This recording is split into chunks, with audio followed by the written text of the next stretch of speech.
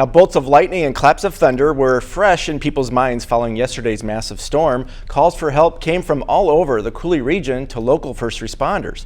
But as News 19's Colton Emsweiler tells us, one community may have gotten the worst of it.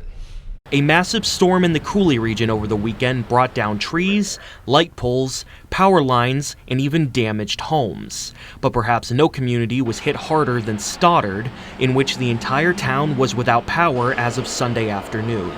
But first responders were able to answer and respond to over 20 calls during what is considered a rare storm in the area. I would consider at least a 5 to 10 year event.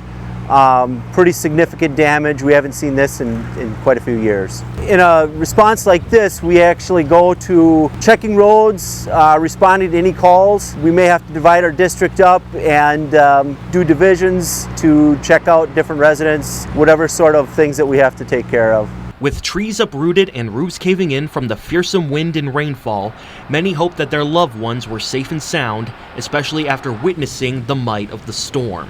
Sat on the porch and the storm came up and bent my peppers sideways, and it was nasty, about 75-mile-an-hour winds and quite a bit of damage all around.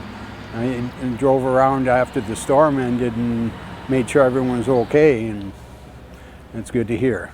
Now the cleanup efforts continue in a town that may be bent, but isn't broken. Reporting from Stoddard, I'm Colton Emsweiler, WXOW News 19.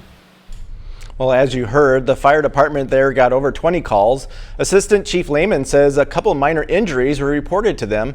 Wisconsin Red Cross set up a reception center Saturday night to make sure people got the help they needed.